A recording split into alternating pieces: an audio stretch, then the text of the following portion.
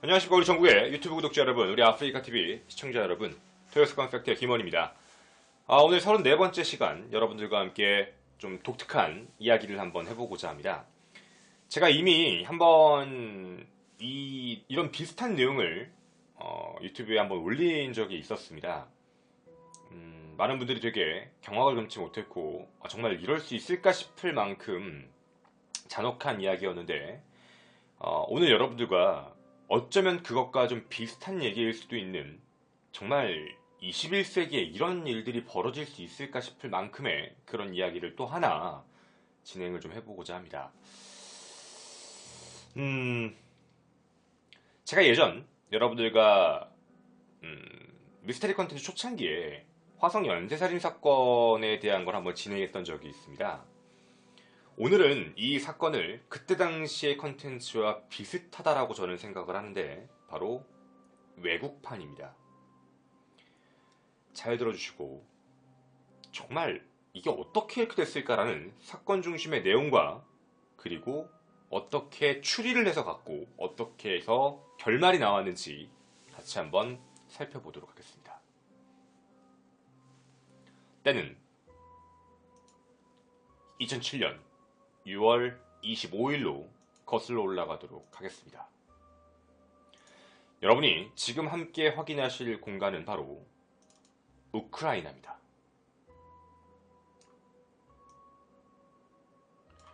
우크라이나의 드네프로틀로프스크라는 도시입니다. 나름 굉장히 번화되어 있는 큰 도시이기도 하죠. 2007년 6월 25일 어떤 어머니가 딸을 기다리고 있습니다. 집에 와야 할 시간인데 딸이 오지 않는 거죠. 좀 늦나? 그렇게 1시간 결국 새벽 5시가 되게 됩니다. 뭔가 불길한 마음이 문득 드셔서 집 근처로 한번 나가봐야겠다는 생각에 나가보십니다. 그리고 그곳에서 딸을 발견합니다. 딸은 집 근처 화단에 누워있는 걸 확인하죠. 굉장히 술을 많이 마셔서 아이가 집에 다 와서 쓰러졌구나 라는 생각에 어머니는 아이를 빨리 깨워서 집으로 들어갈 생각에 아이가 엎드려 있는 곳에 가서 일어나라 하고 아이를 들쳐 앞을 보는데, 얼굴을 알아볼 수 없는 사람이 그곳에 누워 있었습니다. 첫 번째 희생자, 이름 예카테리나 일첸코, 당시 나이 33세 여성이십니다. 첫 번째 희생자입니다.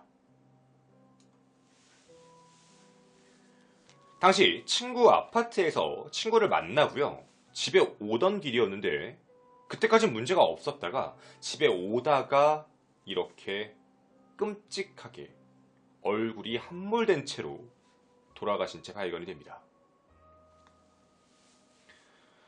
어머니는 너무 놀란 마음에 딸이 죽었는지 살았는지 모른 채로 경찰과 119에 신고를 하게 되죠. 경찰은 아무렇지 않게 뭔가 살인사건 혹은 원한관계라는 판단에 조사를 하기 위해 그냥 평상시에 있는 인력 먼저 출발을 했다고 합니다. 그렇게 해서 그 사건에 대한 범인을 찾는 건 이제 한 담당 팀이 하기로 하고 결정을 내리면서 이제 부서가 맡기고 정상적으로 돌아갈 준비를 하고 있는데, 이 경찰서에 전화가 한 통 또 걸려옵니다. 방금 보여드린 이 도시 드네프로틀로프스크의 근처, 방금 첫 번째 희생자가 있었던 집 근처에 1시간 뒤 한 벤치에 어떤 남성의 시신이 발견됩니다. 그 남성도 똑같습니다. 얼굴이 함몰된 채 아예 머리 부분을 알아볼 수 없는 상태가 된 채로 벤치에 누워있는 채 발견이 됩니다. 사망입니다. 노숙자였죠. 근데 정말 문제는 여기 바로 앞이 지방검찰청이었습니다. 검찰청 앞에서 사람이 죽은 겁니다. 이름은 로만 타타레비치였습니다. 범인의 흔적을 찾아보고 싶었습니다. 같은 도시에 1시간 내에 발생된 똑같은 사건일 가능성이 있다. 이유는 살인수법이 비슷하다. 범인의 흔적을 찾아봐야겠다라는 경찰은 어떠한 흔적도 찾을 수가 없었습니다. 공통점이라는 게 아예 존재하진 않거든요. 그 둘은 아예 모르는 사이였고요. 그냥 억지로 끼워 맞춰서 얘기하자면 같은 도시, 같은 시간 정도였습니다. 이렇게 수사는 미궁에 빠지기 시작을 했죠. 그런데 2007년 7월 1일입니다. 또다시 2명의 피해자가 다시 한번 나타납니다. 이름은 예고니아 그리첸코, 두 번째 니콜라이입니다. 이번에 발견된 것은 첫 번째 도시의 바로 옆 도시, 인근 도시입니다.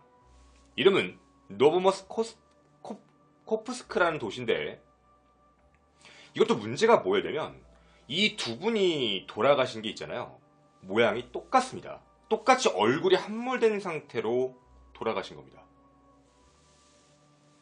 그것 빼고는 또 단서가 없습니다. 그냥 굳이 얘기하면 같은 도시, 같은 시간. 이때까지만 해도 도시가 달랐기 때문에 경찰들 입장에서는 이게 연쇄살인인가? 라는 생각은 하지 않았다고 합니다. 다르니까. 그렇다고 너무 억지로 끼워 맞추긴 또 힘드니까.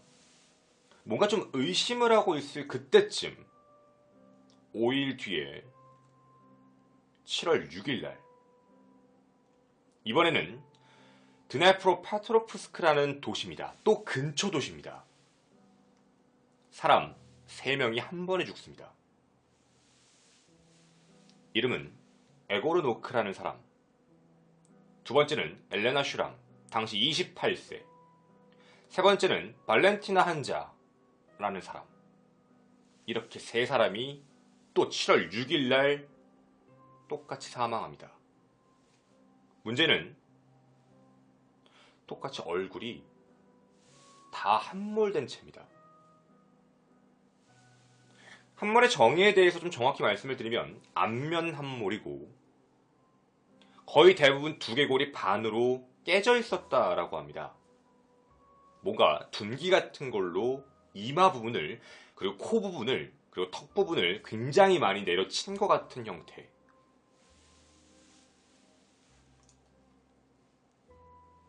이때부터 슬슬 경찰은 아마 연쇄사건 같다 라는 판단을 하기 시작을 합니다. 그러고 있다가 바로 다음날 2007년 7월 7일입니다. 또 근처 도시인 포드고로드입니다. 여기에 마을에 살고 있던 14살 남자아이 2명이 낚시터에 낚시를 하러 낮에 낚시를 하러 가다가 갑자기 모르는 사람에게 공격을 당합니다. 결국 안드레이 시디윤쿠라는 14살 소녀는 사망합니다. 하지만 바딤 리아코프라는 남학생은 생존을 합니다. 첫 생존자입니다.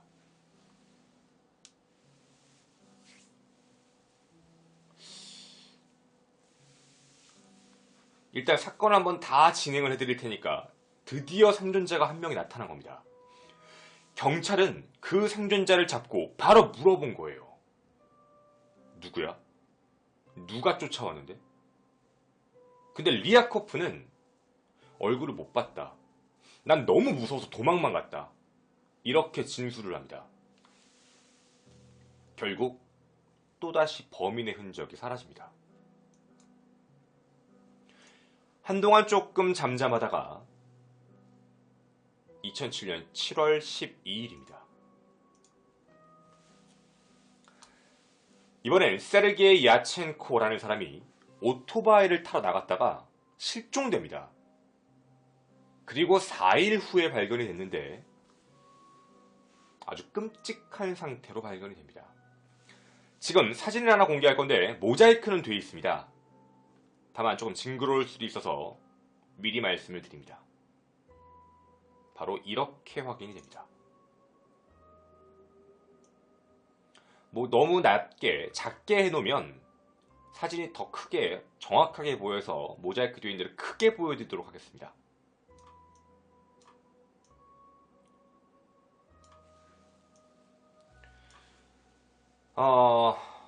실제 어느 정도로 된 채로 발견이 됐냐면 이 이후에 발견이 된 겁니다. 시신은 말로 형용할 수 없을 만큼 굉장히 끔찍하게 돌아가셨습니다. 실제로 발견된 건 사망한 지 4일이 지났는데 굉장히 날씨가 더운 상태여서 부패가 많이 진행된 상태였습니다. 실제로 배와 장기 부분에 스크류 드라이버 있죠? 십자 드라이버 같은 그런 드라이버로 찌른 흔적, 그래서 장기 부분을 꺼낸 흔적이 나옵니다. 다시 말씀을 드리면 배에 스크류 드라이버를 찌르고 그 안에 있는 장기를 직접 꺼낸 거죠. 그리고 눈도 찔렀습니다. 근데 눈을 찌르면서 그 눈이 뇌까지 관통을 하게 만큼 깊게 찔렀습니다. 그리고 둔기로 얼굴 정면부를 쳤습니다.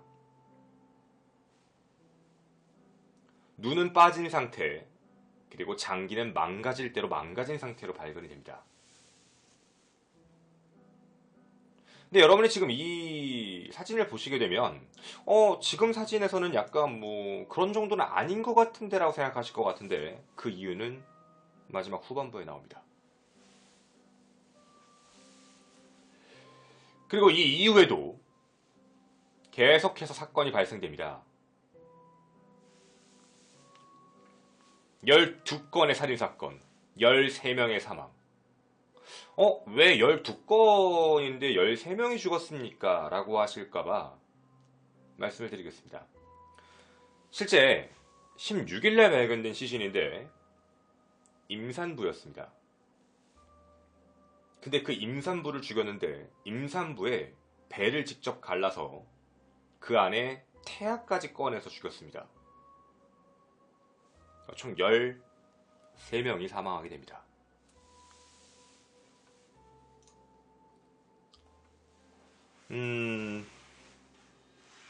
굉장히 끔찍한 사건이었고 경악을 금치 못할 사건이었습니다. 분명한 건 연쇄살인이니까 말이죠.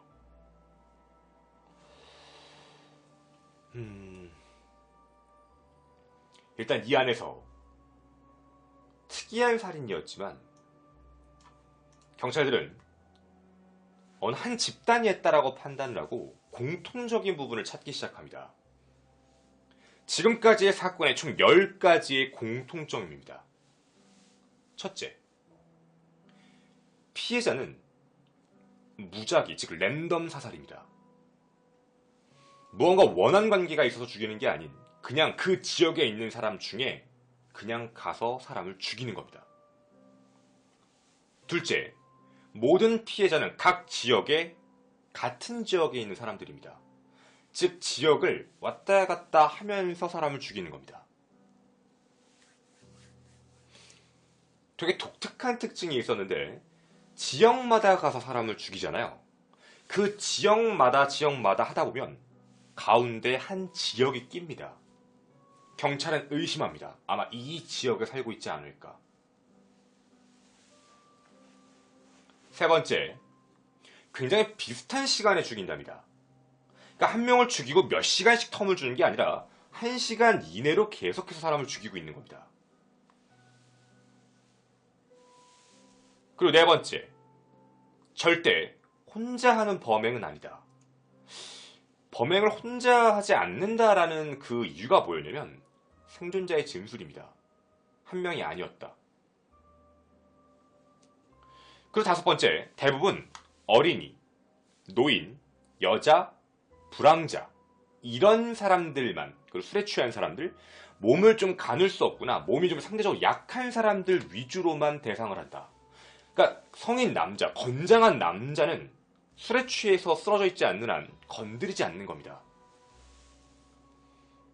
여섯 번째 공통점, 희생자 대부분은 해머 같은 둔기에 얼굴 부분을 가격당하고 죽게 됩니다. 그리고 이상할 정도로 스크류, 날카로운 칼을 쓰는 게 아니라 약 십자 드라이버나 아니면 일자 드라이버를 이용해서 사람을 찌르는 행위가 굉장히 많았다는 겁니다. 7번째, 모든 피해자는 얼굴 확인을 할 수 없을 만큼 잔혹하게 살인을 했습니다. 그리고 8번째입니다. 경찰들도 특이하게 생각한 겁니다. 성범죄의 흔적이 없습니다. 그러니까 성범죄에 대한 어떠한 흔적도 없습니다. 즉, 성을 목적으로 한 건 아니란 얘기입니다. 그리고 9번째, 지리를 바꿉니다. 위치를 계속해서 바꾸면서 살인을 저지른다라는 것 때문에 자동차가 있는 사람인가? 라고 유추를 합니다. 그리고 범인이 남긴 유일한 키워드가 하나 있었습니다. 10번째입니다. 대부분의 희생자, 유품을 가져가는 경우가 있습니다. 대부분이 셀폰, 즉 휴대폰입니다. 휴대폰이 없어집니다. 그리고 신기한 건 그 지역이 있죠. 그 지역에 사는, 그 지역에 있는 중고물품점에 그 핸드폰이 발견이 됩니다. 그러니까 사람을 죽이고 핸드폰을 뺏어서 핸드폰을 작물로 파는 거죠. 뭔가 공통적인 걸로 확인을 해봤을 때 이 공통점 10가지가 등장을 하게 된 겁니다. 바로 경찰은 프로파일링을 시작을 합니다. 돈이 그렇게 많지 않은 이동을 할 수 있는 능력이 있으며 사람을 죽이는 게 무작위로 죽이는 집단, 갱집단인가?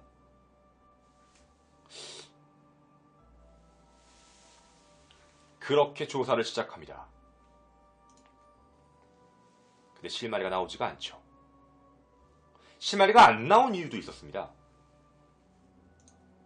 결국 경찰은 7월 7일 사건의 주목을 다시 합니다. 7월 7일 사건 혹시 기억나는지 모르시겠네요. 포드로드에 두 소년이 있습니다. 한 명은 죽었고 한 명은 살았던 14살 소년입니다. 경찰은 타겟을 그 14살 소년으로 바꿉니다. 너가 범인이지.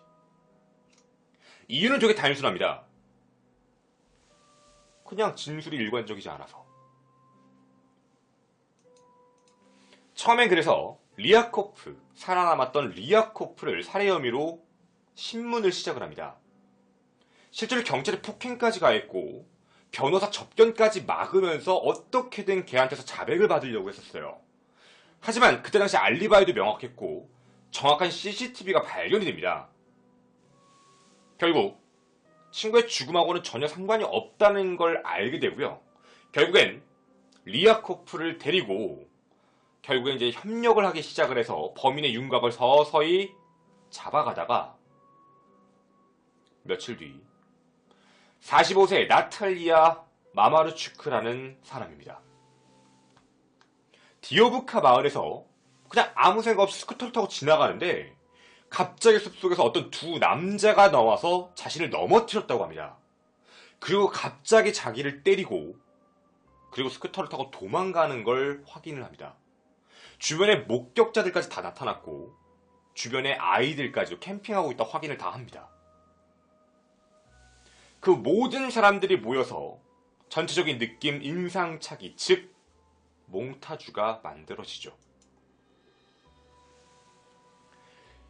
이 몽타주를 만든 경찰은 처음에 공개 수사를 하지 않고요.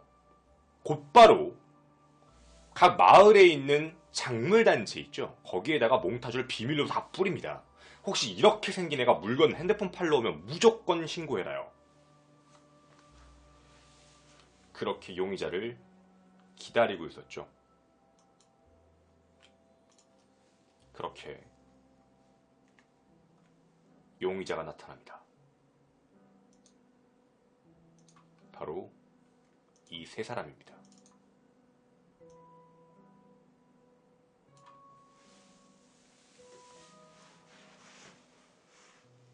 지금 보시면 아시겠지만 그렇게 나이가 많아 보이진 않습니다. 실제 잡혔을 때 나이는 19세였습니다. 굉장히 어린 나이에 범행을 저질렀죠. 첫 번째부터 이름은 빅토르 사엔코, 두 번째 이고르 스푸니르크유크, 세 번째 알렉산더 한자, 이렇게 3명입니다.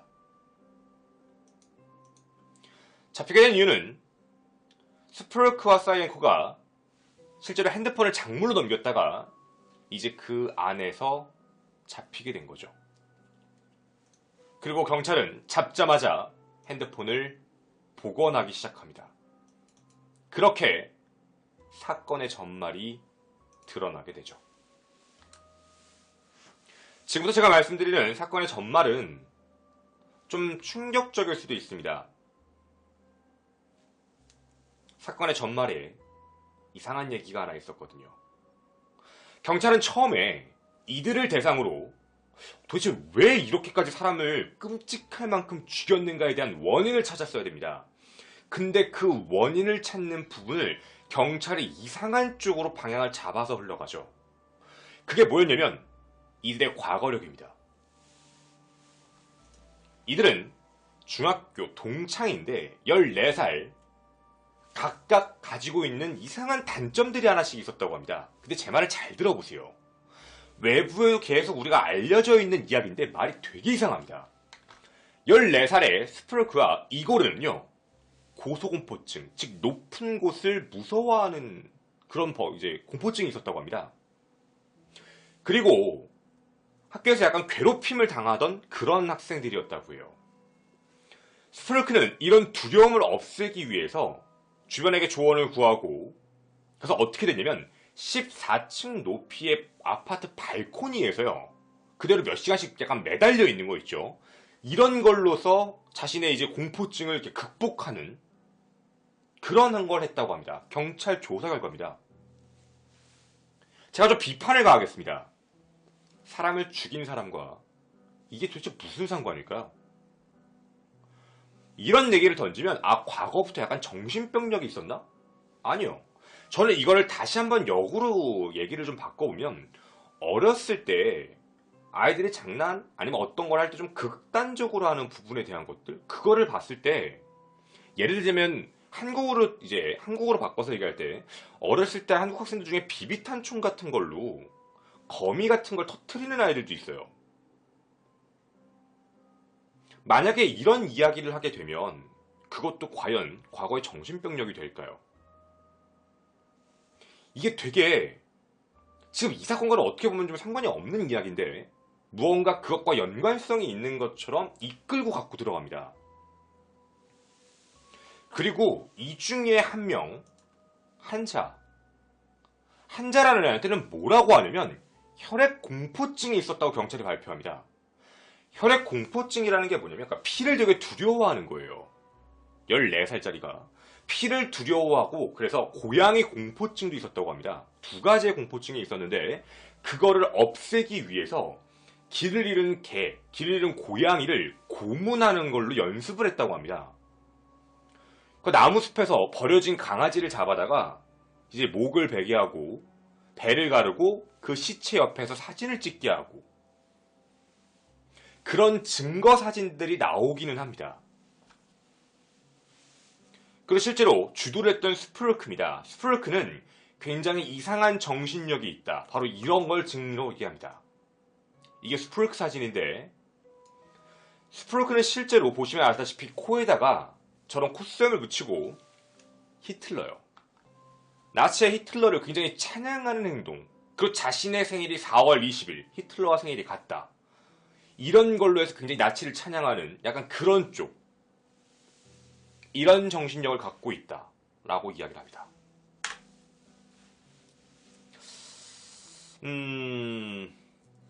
저도 굉장히 뭔가 이상했습니다. 저런 걸 사진을 찍었다. 영상을 보여드리긴 좀 그래서 사진을 하나 보여드릴 건데요. 약간 이런 사진 비슷한 거라고 보시면 될 것 같아요. 그러니까 고양이라던가 아니면 강아지를 죽여서 같이 사진을 찍는 거, 방금 보여드린 그런 사진들. 저는 이게 14살의 핸드폰 기록에 있는 사진, 14살짜리 갖고 있는 핸드폰 기록의 사진을 경찰이 복원해서 얘기를 했다는 거죠.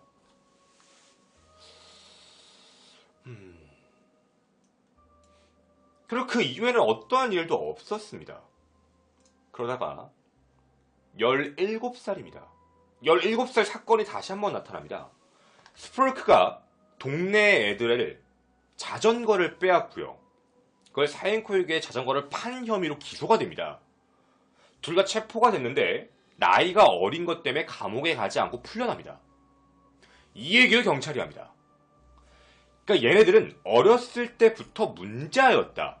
이걸로 계속해서 물론 정상적이진 않았던 건 인정을 하겠지만 정상적이지 않았던 걸로 한다고 이 정도 살인사건과 연결될까 싶을 만큼 이상했던 겁니다.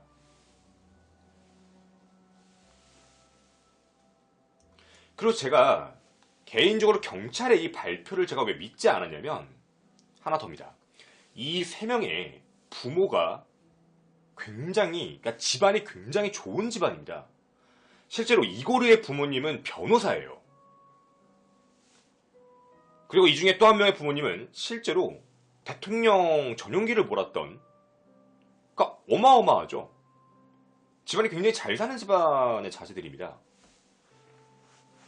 실제로 자동차도 갖고 있었어요. 생일 선물로 자동차로 선물을 받았던 아이들.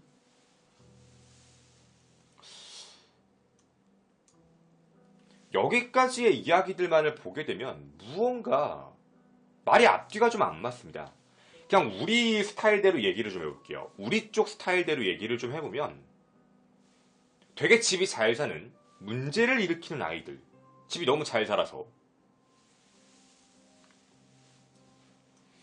그리고 이들이 굉장히 또 독특한 살인 사건을 하나 치는데요. 강도 사건입니다. 실제로 어떻게 하냐면 그 대우 자동차 있죠. 그러니까 우크라이나로 이제 수입된, 우리나라에서 수출시킨 거죠. 대우 자동차, 녹색 대우 자동차를 택시입니다. 그러니까 택시로 만들어져 있는 차요. 그 차를 범행 도구로 이용해서 그 차를 탄 사람들에게 범행 행각을 합니다. 이런 강도짓까지 하고 살아요.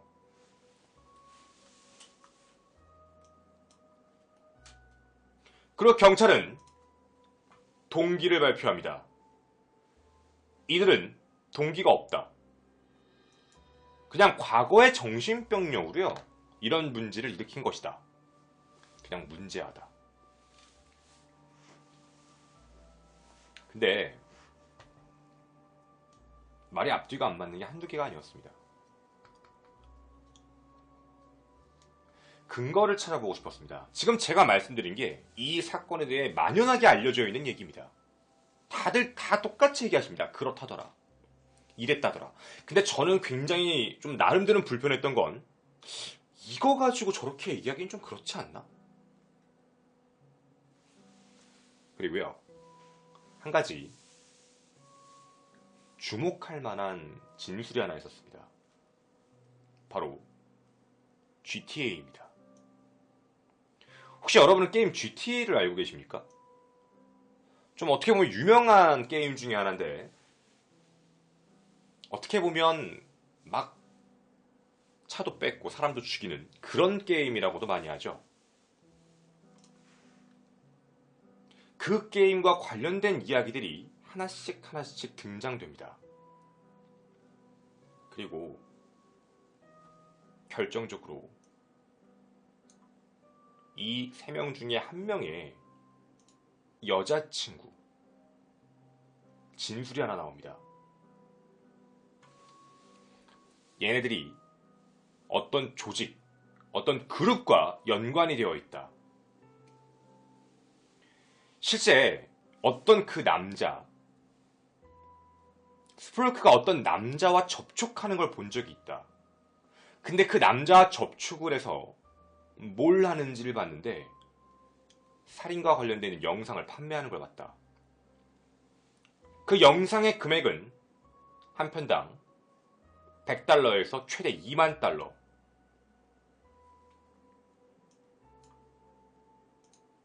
그리고 이 영상은 밝혀지게 됩니다. 디베브입니다. 2008년 10월 29일 300장이 넘는 사진과 어마어마하게 많은 살인 비디오들이 전부 다 확인이 됩니다.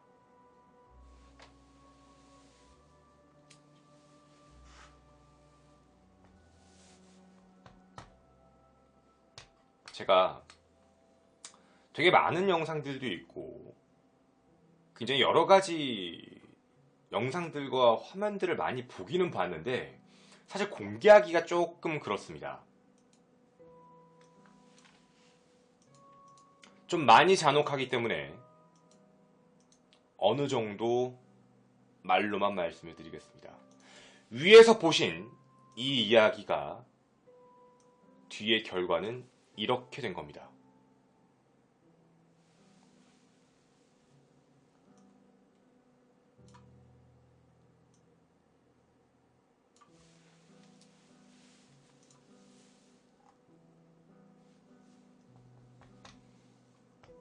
그리고 스너프 필름에 대한 부분에 명확한 증거들이 몇 가지씩 등장하는 게 뭐냐면 실제 장례식장에 갑니다. 자신들이 죽인 희생자의 장례식장에 참석을 해서 이런 영상까지 같이 찍게 됩니다. 쉽게 말하면 고인을 욕되게 하는 행동에 대해서 서스름 없이 하고 다녔던 거죠.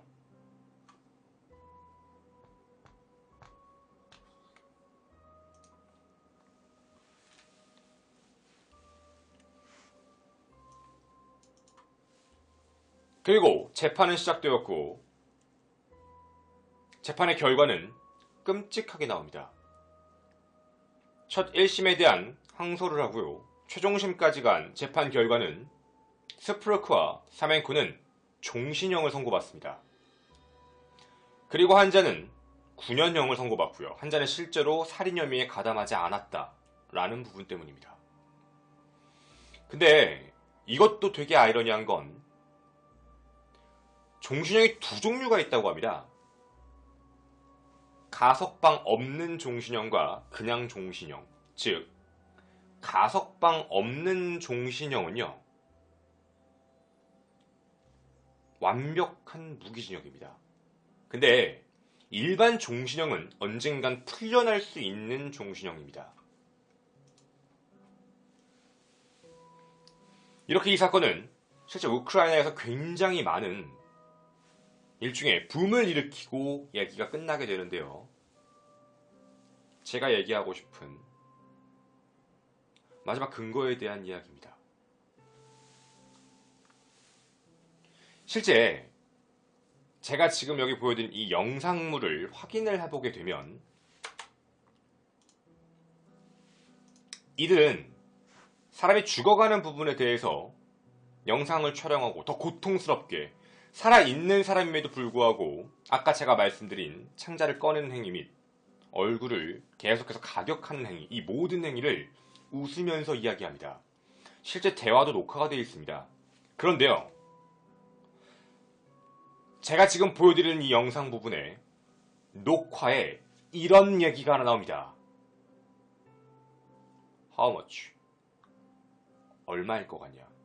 You guess. 네가 추측할 때 얼마일 것 같아?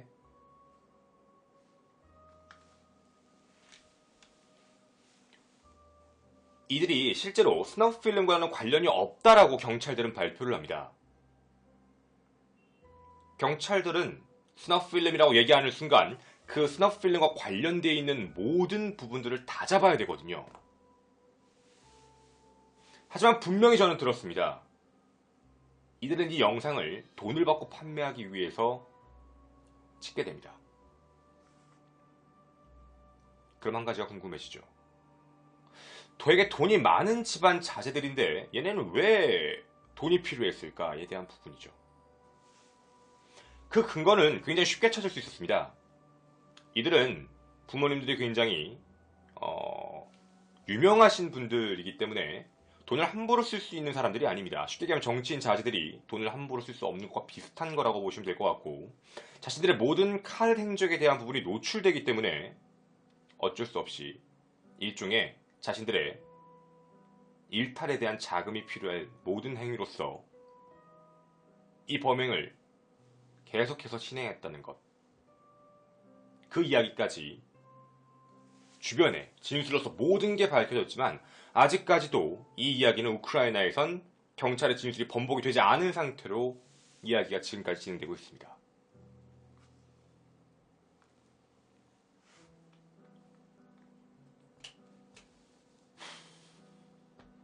(2007년) 사건입니다. 이제 하나 말씀을 드리겠습니다. 제가 지난 수요일날 진행했던 컨텐츠 기억하십니까? 이 영상을 구매한 사람이 그라함입니다. H2 TC를 운영했던 그라함. 그리고 여러분과 수요일날 그때 같이 진행을 했던 그 유아 스컬리. 이들은 디베비라는 공간 안에서 영상물을 사고 팔며 어떻게 하면 사람 더 끔찍하게 더 잔인하게 죽일 수 있을지를 찾는 그런 사람입니다.